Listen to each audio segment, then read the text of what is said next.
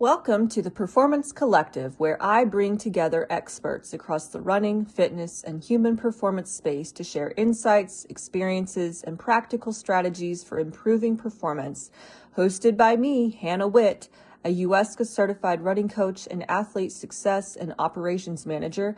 This podcast features conversations with elite athletes, coaches, nutritionists, chiropractors, race directors, and industry leaders. Whether you're chasing a personal best, returning from injury, or looking to better understand the science behind training and recovery, the Performance Collective offers actionable insights to help you train smarter and perform at your best.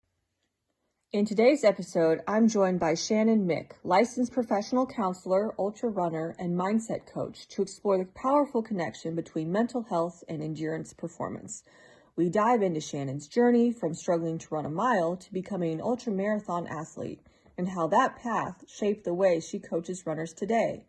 This conversation goes beyond training plans. We're talking about the mental side of running that so many athletes overlook. Shannon shares practical strategies for building confidence, working through imposter syndrome, and using positive self-talk to stay grounded on race day. We also get into something that doesn't get talked about enough: burnout. How do you know when you're heading there? And what can you do to protect your joy in the sport? Whether you're training for your first ultra, coming back from a tough season, or just trying to find more balance in your running and your life, this episode will give you tools to show up with more resilience, more confidence, and a healthier mindset. Let's get started. Welcome back to the show. Today, we're very fortunate to have Shannon Mick as a guest. Shannon is a licensed professional counselor and ultramarathon athlete who brings a unique blend of clinical expertise and lived experience to her work. Since 2010, she has supported individuals navigating anxiety, trauma, and life transitions. And in 2020, she launched her private practice to deepen that impact. Alongside her clinical work, Shannon coaches ultra runners through her non-clinical business, Finish Stronger mindset and mental wellness coaching, helping athletes build resilience, navigate setbacks, and strengthen their mental approach to training and racing. Shannon, thank you so much for being on the podcast today. How are you? Good. How about you? I am excellent. I love your office setup. Like, I see a treadmill in the background. Like, excited. Yeah. I have half like workspace and then half treadmill. And I used to have a computer where I could take over and actually work on my treadmill, but then it broke. So yeah. So you're in the United States. Where are you? What state are you in? I'm in Pennsylvania, about 40 minutes north of Pittsburgh, on the very edge of a small town. So if I run one direction, I can, run through town and there'll be lots of traffic. And if I run in another direction, I'll lose cell phone service. Wow. I think I would choose option B, even if it was like no cell phone service. But I guess if you are doing ultra training, like, you want to carry your cell phone and have that service in case something happens. Mm-hmm. Yeah. Awesome. So you have such an impressive resume and background, but you're also an accomplished athlete yourself. What exactly got you into ultra marathon running, or just running in general? Mm-hmm. Yeah, what I do is really niche. And I got into running through my husband, actually. We started dating a long time ago, and man, I wanted to spend more time with him because I wasn't a runner at all. I wanted to spend more time with him, and he was marathon training, and you know how that goes. There's like not a whole lot of time to do anything else when you're doing that. So I was kind of jealous, and there were boundaries. So I was like, oh, I'm just going to become a runner too. I'm just going to join you on your runs. So he was very patient and very kind with me because I couldn't even run a mile at that time. And barefoot running was really big back then at that point. It was like Born to Run came out and everything. And then I was doing that. So I got a stress fracture in my foot. Gosh. Yeah, ended up in a walking boot for literally 3 months, something like that, something really stupid. Um, and I kind of just I stuck with it and he supported me. And we ended up doing you know, just a couple of road races, half marathons. And then I went to the Marine Corps Marathon one year, which is a really great race, but it's very crowded. And that was probably 2015, I think was the year. It was really crowded, just not necessarily my thing. People were pushing and shoving, and there was trash everywhere. Like, just, it was kind of like, eh. But then my husband and I found trail running and we started doing that. And it was just, it was so different. And of course, there was a big learning curve, like learning how to trail run and the different shoes and gear and stuff that you need for it. And then, so he had to move to Virginia for a few years for his job. And I was up here alone at home finishing graduate school. And graduate school's hard. I was in my counseling program and I came home one day and it was kind of like a bad day. I turned on TV and there happened to be Badwater 135 documentary on. I think it was the Running on the Sun one. And I just watched it. And by the end of it, I was a little bit tearful. And I thought to myself, what is this? I want to do it so bad. Like, this is my thing. And I still didn't even know that ultra running was a thing. I just knew that this race existed. So I started doing my research and I told my husband about it. And we just, like, I did my first ultra in 2016, a year after a Marine Corps marathon. So I did the JFK 50 miler, and that was the craziest experience ever. And I never felt like any of that in my body before. The fun, the pain, finishing that race and like near hypothermia because it started like flurrying by the end of the race. Just pushing through and getting that finish, and it was incredible. And then after that, I was hooked on it, and my husband was kind of intrigued by that too, and he wanted to start doing that. So I got him into it in 2017. So then in 2017, we ran a 50 miler together and just had a lot of fun. And we've been doing it ever since. Wow, that's a great story. Have you raced Badwater? No, I've been working on my resume for it and just collecting, really strong 100-mile races. So I have 2 this year that I'm doing. Rabid Raccoons next month, and then Rim to River 100 is in October. So I'll be doing. Yeah, for people who don't know, for Badwater, is it kind of an application process?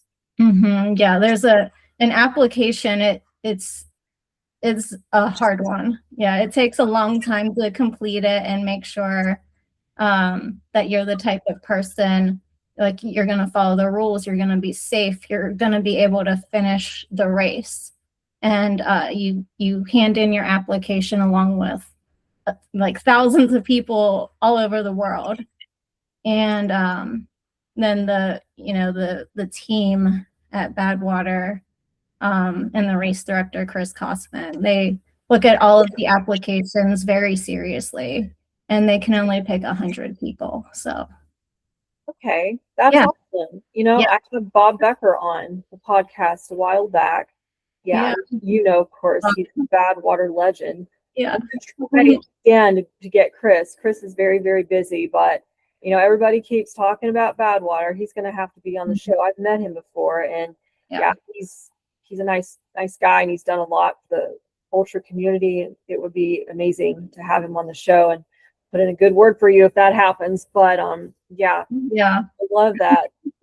that's, that's what got you excited about about ultra running in general. But just thinking about that application process a little bit more, I'm going to have to research it or ask Chat GPT, what is the application process for Badwater? Because I'm thinking, yes, it will ask basic questions like, have you completed this, number of races, this mileage, things like that.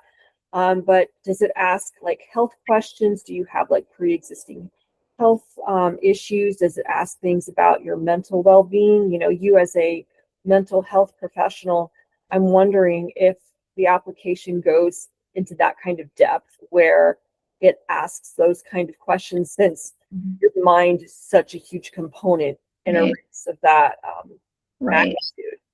Right. Yeah. I'm not sure about that. I do know that it asks like about, why you want to do the race, character, or like what kind of, how do you support the community, sort of questions as well.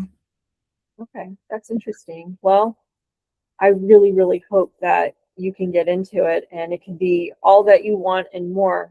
You seem like a tough person. I think you can thrive in that. But talking about your, I don't know, third or fourth person that I've spoken with, I feel like in the last week that's mentioned the JFK 50 miler. And I'm not terribly familiar with that race, but obviously it gets cold because you mentioned hypothermia. But what are the conditions like for that? Where is it exactly? And what's the terrain like? What's it like in general? Oh yeah, the JFK 50 miler is a really good first ultra marathon. It starts out in Boonesboro, Maryland, which is a small town, very cute town. And you do a couple miles, you run up towards the Appalachian Trail. You do about, I think it's like, it's been so long since I've done it, but I think it's about 20 miles on the Appalachian Trail. There's lots of, rocks, roots, the usual thing you would see there. I do remember towards the end of that stretch, there was this poor lady. She fell and broke her arm. Oh no. Yeah. So she was getting medical attention when I passed.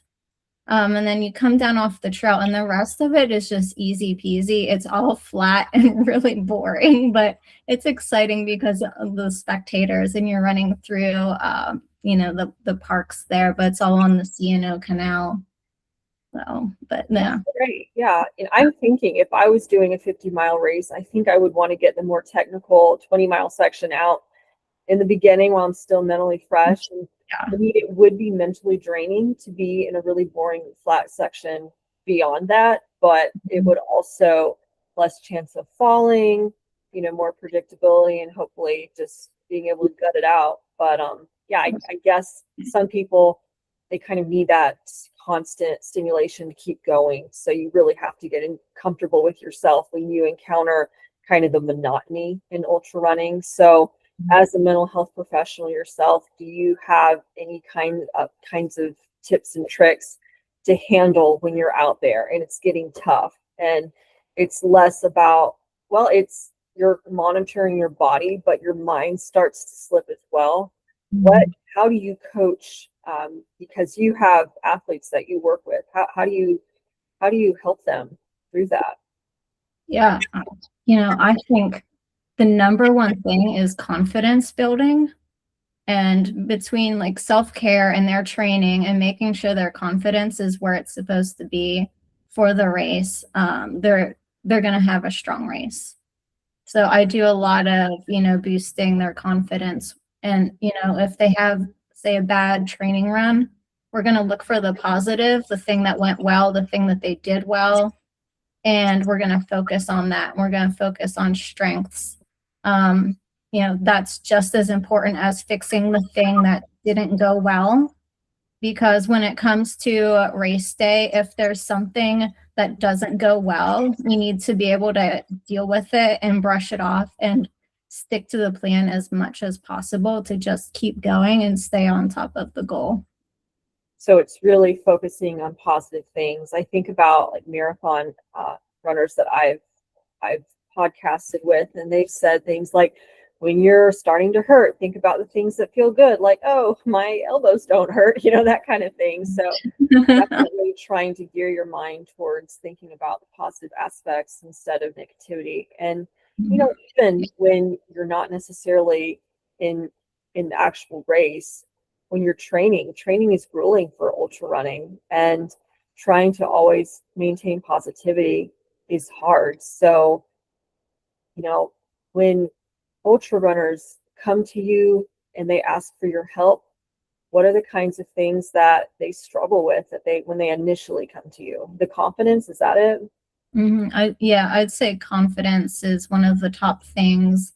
I think that, and I've been there too, and some of it just comes through a lack of experience of, trail and ultra running. But there's things that we can do to build that experience along the way in the journey.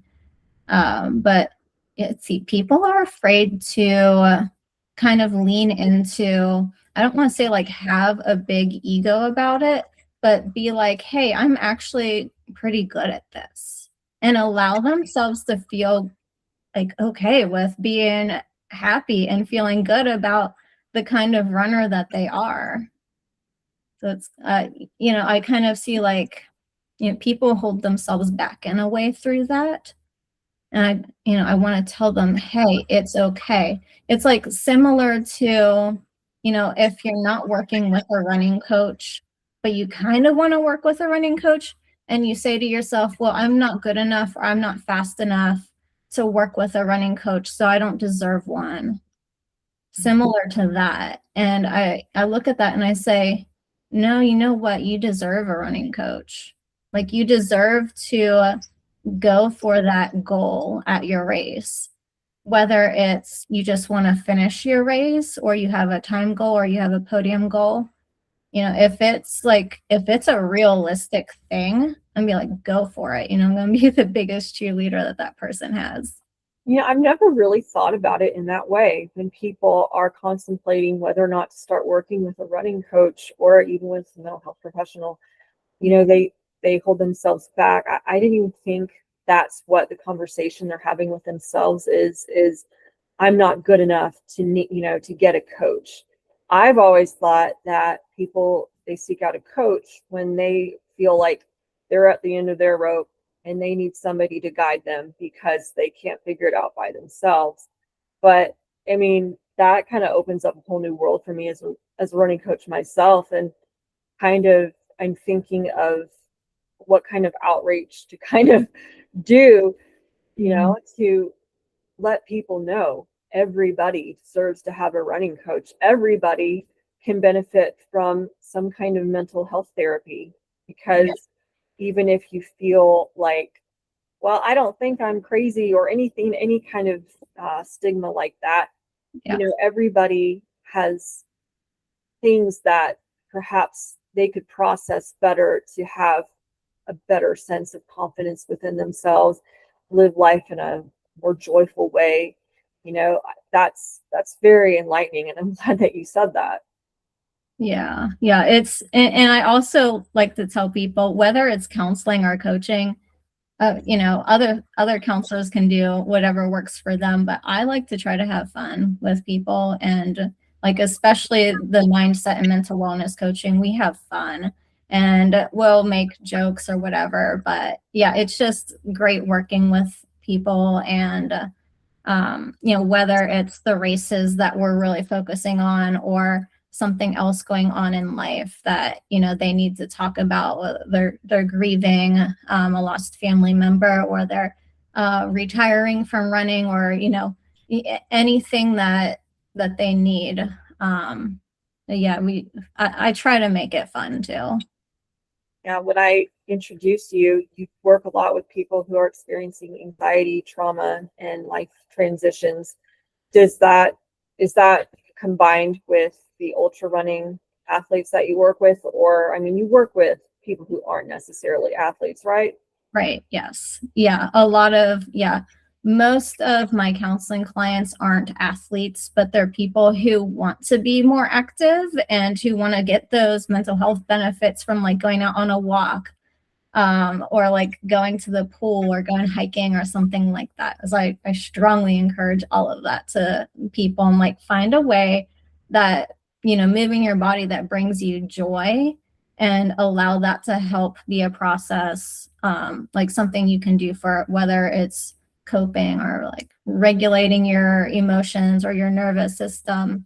So that's a big thing I do push for people to do in counseling if they're not a runner, and that's totally okay that they're not a runner. But yeah, in mental wellness, mindset coaching, that's kind of the main focus, is around the running and how, because I don't know if you've noticed, but like when I first decided to start the coaching business, and you know, I was in the ultra running community for a couple of years, and just talking to people, I did notice that a lot of ultra runners struggle with PTSD and anxiety and other issues, and you know, all of these things that's going on inside, like in their life, it can leak into running and impact their performance.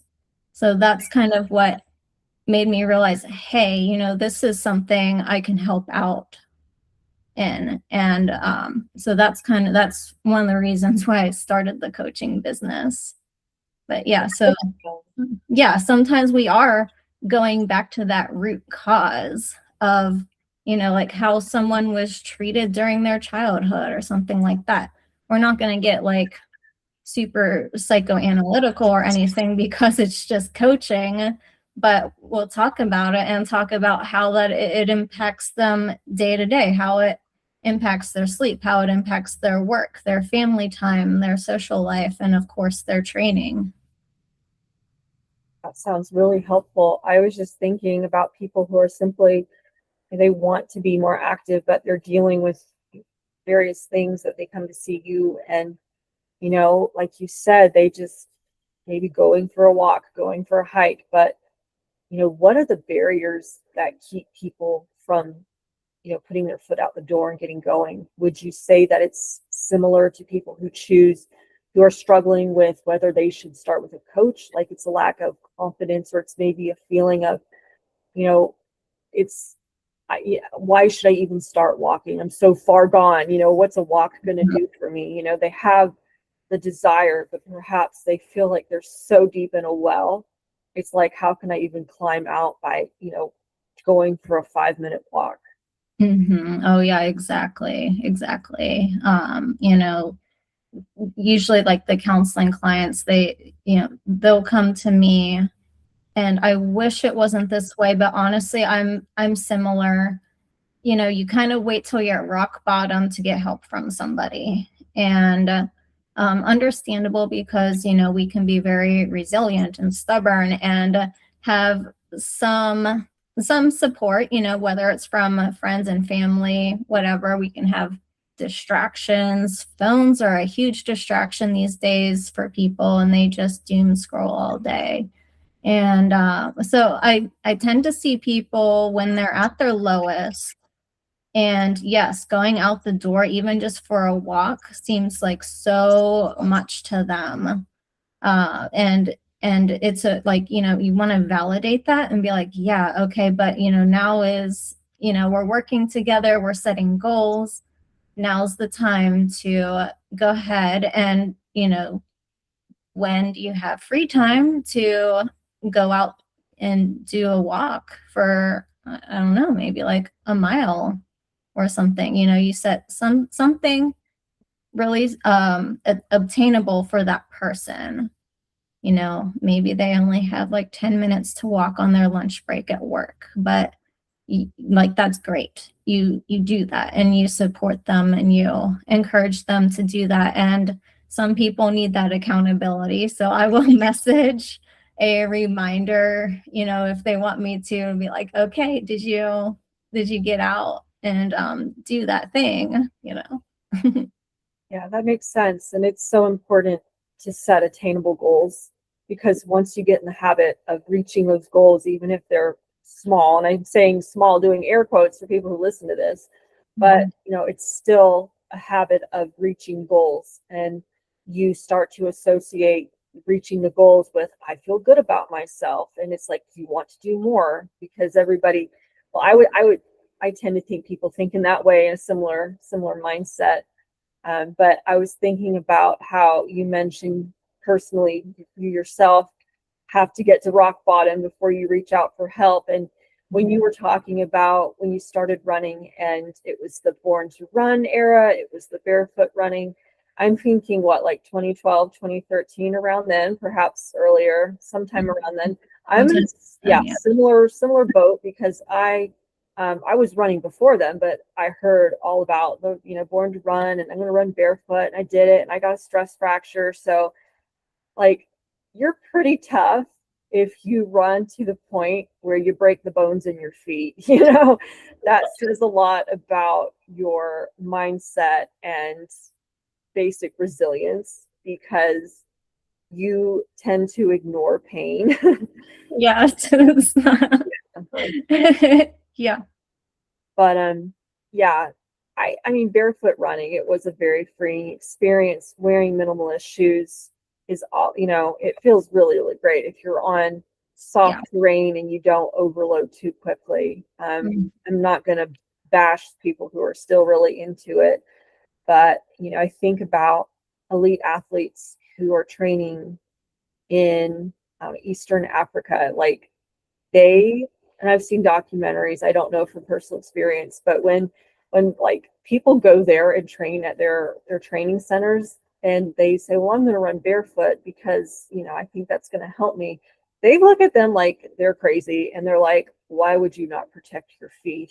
Because the culture over there with running is so vastly different. It's like they take care of their bodies to such an extreme extent. And if anything bothers them, they like shut it down and they take care of it. Right. And we are almost like just really pigheaded and like continue on until things break. And, I think it's such an interesting difference between our cultures, but, maybe we should almost take something from their culture, because taking care of yourself, you mentioned self-care, that is such a huge component.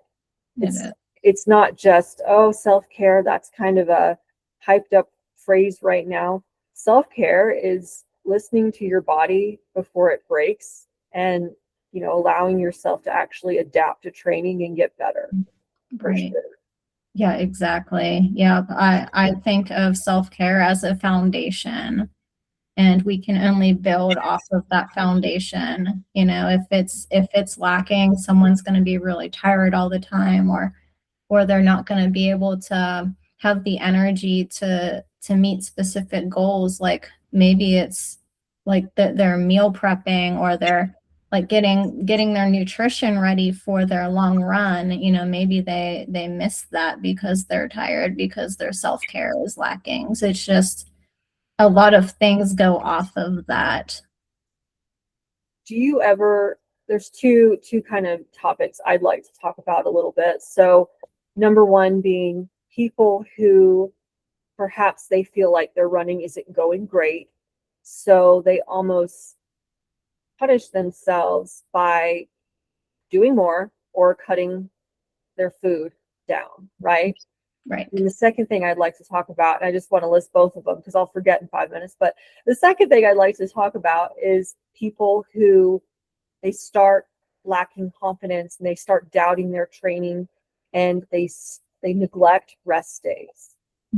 See those two scenarios frequently? They come up every once in a while. I encourage people like, hey, when we first start meeting, let's start meeting weekly until we've got the ball rolling. And then, we can spread out sessions to how you need them to be. So whether that's every other week or, once a month, some people are just as needed now because their event has ended and they're, taking a break, or just slowly ramping training back up for something else. But yeah, having that frequency of sessions at the beginning to help them stay on track really minimizes that sort of issue, whether it's, someone who's, heading towards burnout like super quickly, whether because they're either like they're punishing themselves or, some, any of the things that you said really. But yeah, that's kind of one of the ways that I help, people, steer clear of that and just stay on a healthy path. So for people who perhaps don't know much about sports psychology, what exactly is burnout? Burnout is whenever you max yourself out. It can be really detrimental both to your physical health and your mental health. You see people feeling really frustrated. It could lead to depression, anxiety, stress fractures, anything like that. It could impact your eating. We know that both anxiety and depression impact our satiety, hunger cues. So, burnout's a really bad thing. It could also lead to loss of joy in what you do if you don't have that downtime from running, if you don't have hobbies outside of running, then that's kind of a red flag. There needs to be something else there. We need to look at our identities outside of running. Like, who are you outside of running? What do you do? And that's a big part of it. And all of those things kind of help prevent burnout, because we can't always just focus on running all of the time. And if somebody is harming themselves in some way, then there might be a deeper issue going on, and that needs to be considered. Because you work with athletes to a large extent, but you also work with people who are not, designated athletes yet. I'm going to say yet, but you yourself are also an athlete. Do you ever find yourself getting dangerously close to burnout just because you're in that headspace so much? I can kind of pull myself back. First off, it helps having a running coach, because I'm not trying to figure all of that out on my own.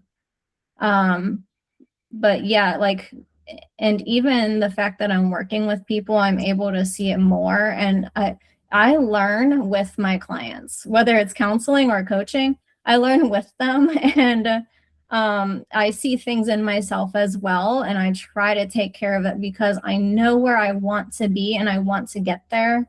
So if I need to be more nice to myself, and just take things, one thing at a time, and realize, hey, this is hard. You're doing a lot. In general, it's like you're a mom, your wife, you're running 2 businesses, you're helping, your run coach with his clients, you're training for 100-milers to get in the bad water. It's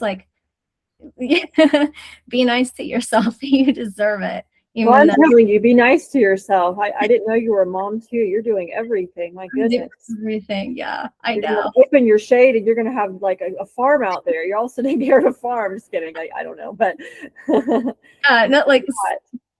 sometimes. What's that? I just said, what were you going to say? Oh, sometimes I'm so hard on myself, and then I turn around and be like, why are you doing all these stupid hard things all the time? Why do you have to have 2 businesses? Why do you have to do all these things? And that's just kind of how I am. And the fact that I struggle with my own anxiety, that's a really big driver as well. And I have a lot of awareness into that. And I try to not let that kind of stuff creep into my running. And I try to keep running fun, even though I've been dipping my toes into running competitively since last year. So it's been a lot of fun though, learning to do that. But trying to steer clear of burnout it's hard, but just keeping it light, being nice to yourself, having fun, stuff like that. It's on today's trail run, I was doing a speed workout, and then on the cool down, I'm usually running late because I just am. I'm so busy. I had to get back for a counseling client, but I was, and I do this like literally almost every run. Like my cool down is not my cool down pace.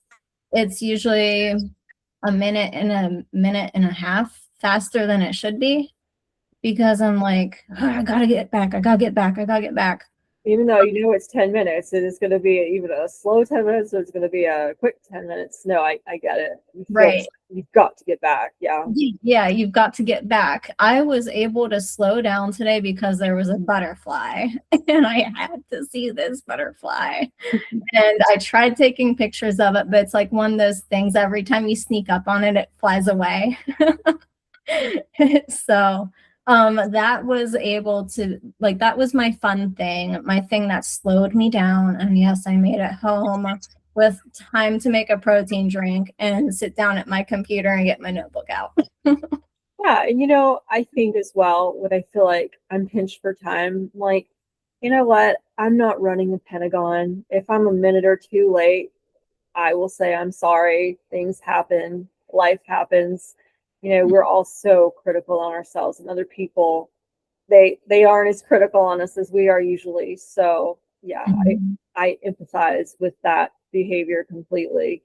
You know, I was thinking about, I don't remember what movie I was watching, but somebody was like, you know, it's the American dream. Find out what your passion is, then do your passion for a living. You know, that's what you do to make money, and you just torment yourself and you know until that passion isn't even something you enjoy anymore. And Right. I just feel like sometimes I relate to that so hard. You know, we put so much pressure on ourselves, and we think we're young. You know, what do I love to do? And I want to follow that, and you know, for my career. And then you twist it and choke it to death until it doesn't even resemble the thing that you loved at the beginning. Right. Yeah. Yeah. People do that. Well, they do it so easily with both marathon training and ultra training because those things take the most time to prepare for. It's really, like I started out ultra running and then it formed into it, like it went into a lifestyle and then it went into a career. And I'm like, oh, wait a minute. Now I have to find a hobby that I don't have time for on the side of what used to be my hobby. It's just Yeah, you know, that's what's really tough.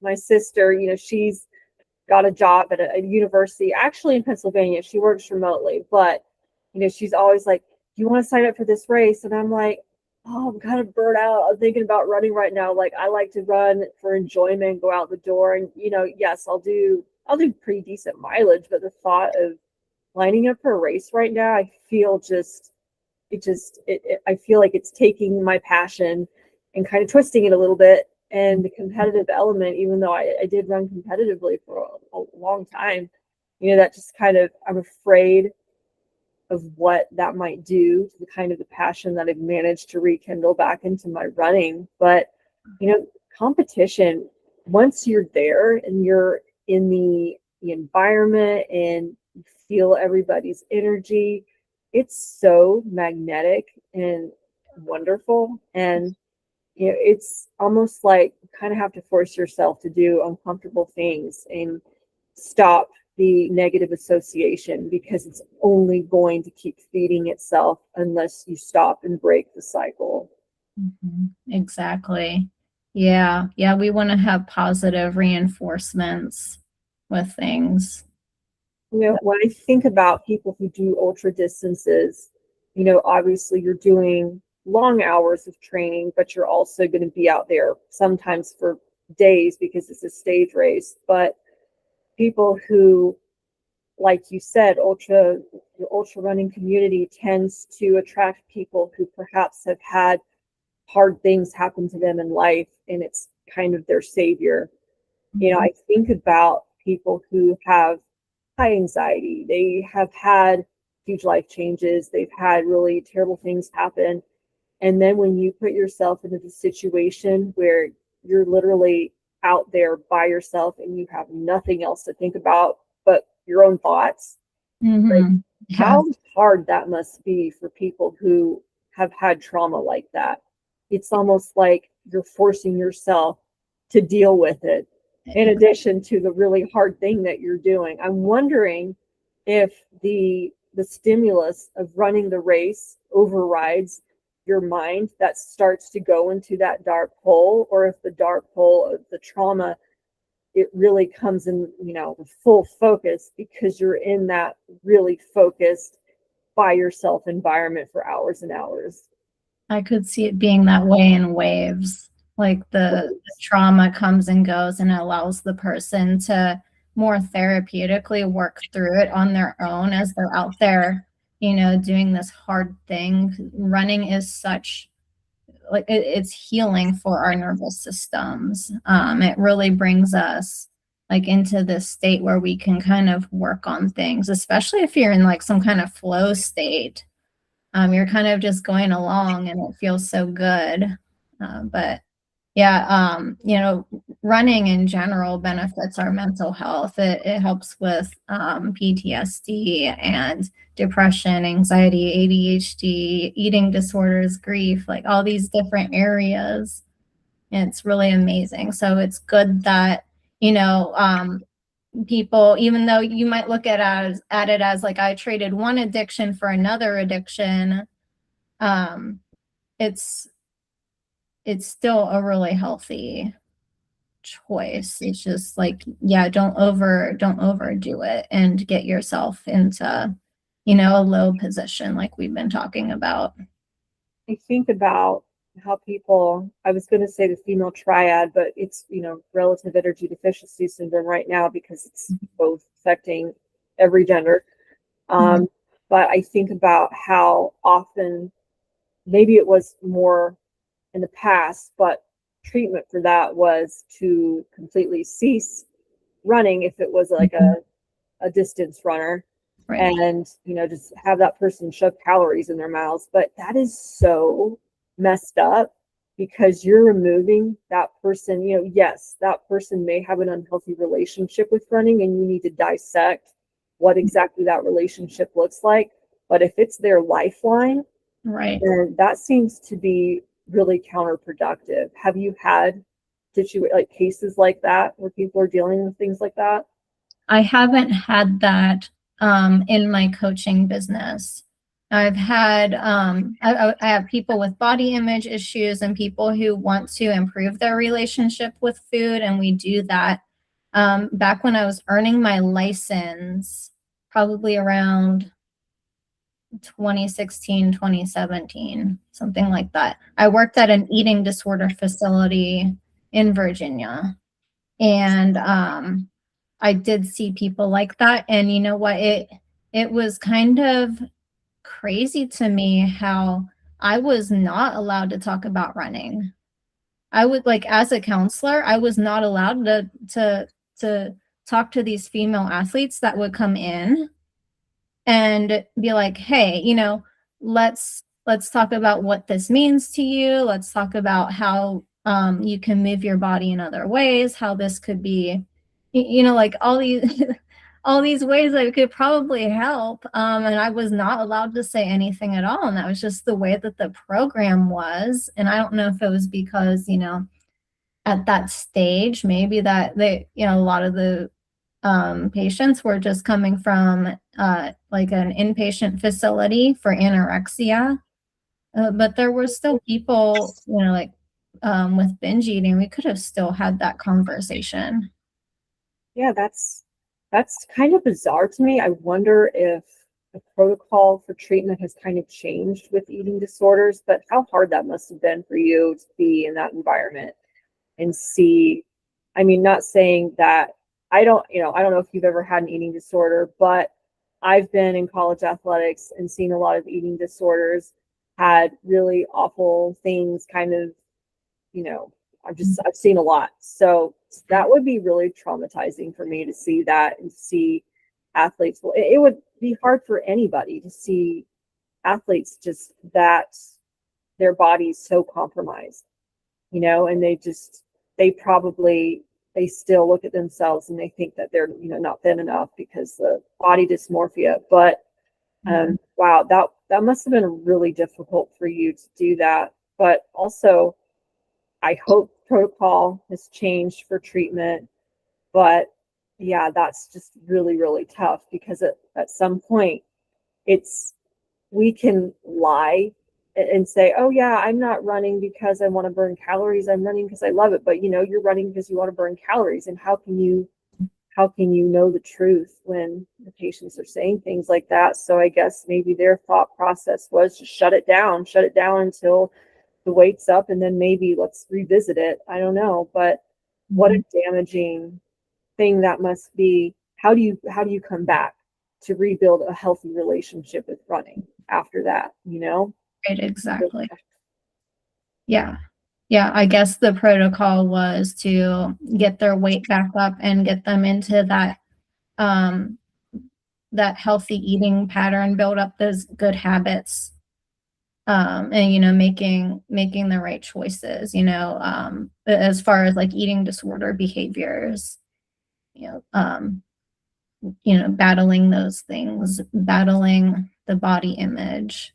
Maybe like all of that was something that was supposed to be done before reintroducing to running. But I mean, I still think that it was an important part of the topic that needed to be discussed. But we did like have a protocol for like if they could go on a walk, whether it was daily or once a week, and we would just walk about 1 mile, and that would be their activity for the most part.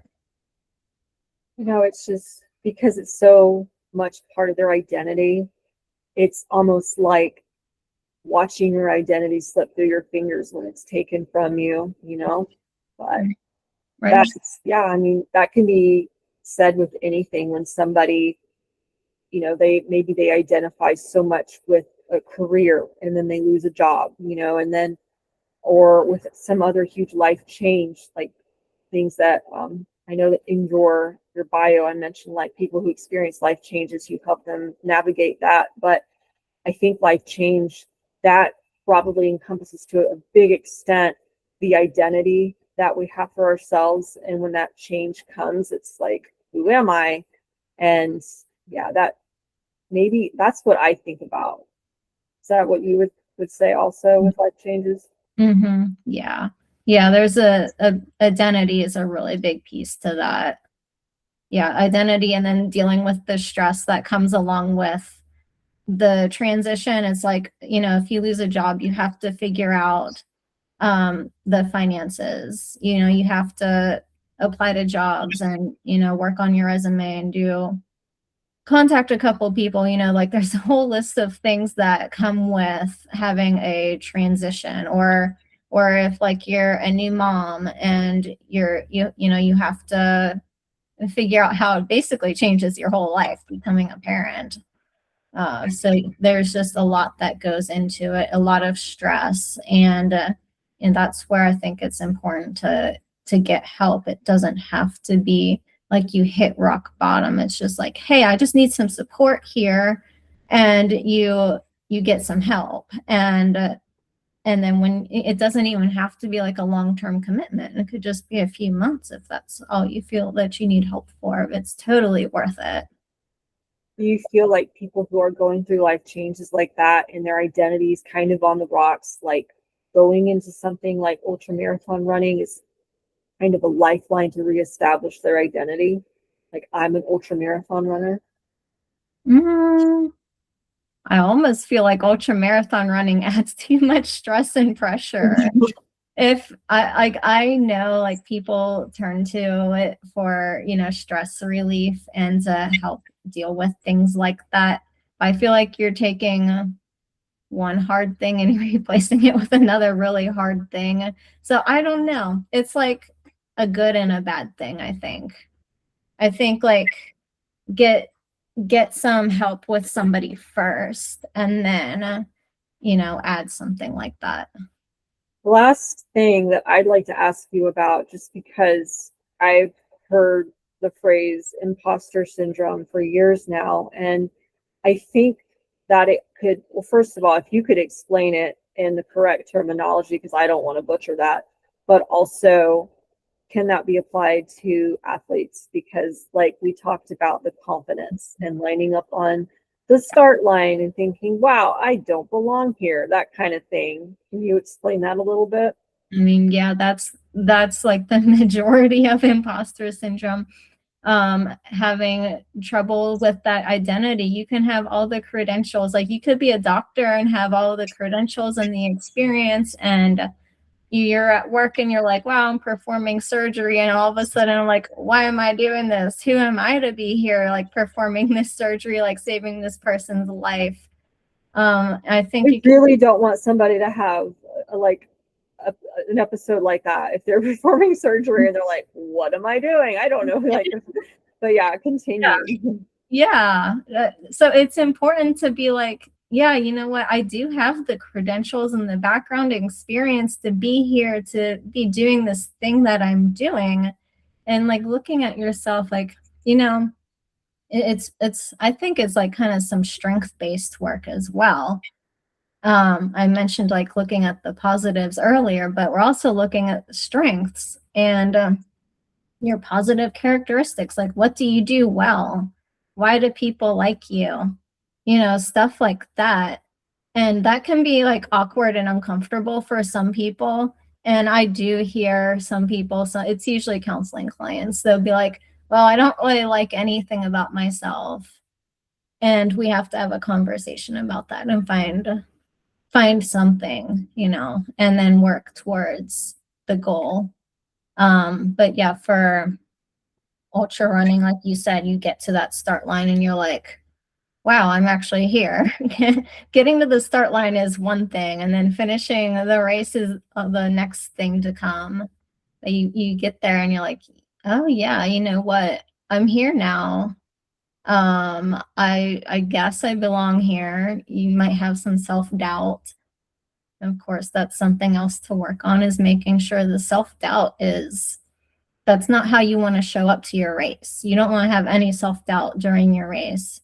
You want to be there confident and strong, both physically and mentally, and know like, hey, yeah, whatever comes up, you know, besides like breaking a leg or something like that, that you're going to finish your race and you're going to finish it really well because you've prepared to do that. You're that type of person. You have that mindset. I'm that type of person. I'm going to do this. I'm going to get it done. I'm going to reach my goal. I'm going to crush this. I think about how I've listened to some kind of mindset. Maybe I watched it on YouTube or something like that. But when you said that, it makes me think of the advice that I heard when it was like, when you're in a workout and things are, you know, maybe not going great, you don't say, I'm not going to quit. You say, I'm going to finish. You remove the negative part and you make it into a positive. And it's almost like a brain trick or something like that. But, you know, I'm sure there are so many kind of mental tricks that we can do to help ourselves. But, you know, Shannon, I've so appreciated talking with you. Obviously, you're very informed and you've got the experience to prove that you know what you're doing, as well as the credentials. For people who are listening who think they could really benefit from working with you, maybe they're athletes, maybe they're not an athlete, maybe there's somebody who really wants to start becoming more athletic and just fit. Maybe they want to go for a walk or a hike. Obviously, you work with people at both ends of the spectrum, but how can they get in touch with you? Yeah. You know, they can go to finishstrongermindsetcoaching.com. I have all of my information on my website. They can contact me via email, or they can set up a consultation through my Calendly that's on there. And if they're not ready for coaching, I have a whole page dedicated to just resources and my blog, so they can subscribe to my blog. I try to keep that somewhat, you know, like going, but not at like an annoying rate where you're getting annoyed because you're getting so many emails. I don't do that. So that's, you know, one way. Of course, like messaging me on social media or connecting with me. You know, we connected via LinkedIn. I talked to lots of runners on LinkedIn. Instagram and Facebook, X. And I'm not on TikTok a whole lot. I don't really like TikTok, but I'm on there and it's so, but if you message me on there, I'll respond. Me and the TikTok, we don't, yeah. So good Right. for you for having it, but I just don't know what to do with it, you know? Yeah, But, I think obviously people can tell from the way you're speaking, you're like a very, I'm going to use the word zen, very calm zen, but also you mentioned you like to keep things fun. So that's important. And that, yeah, you really do listen to people. And like when you said, when you say, well, what do you like about yourself? And they say, well, nothing. You dig into that and you don't just pass it by. Like you're very intuitive. And if somebody is dealing with anything, obviously you're an amazing resource. Thank you so much, Shannon, for being on the show today. Oh, thank you for having me, Hannah.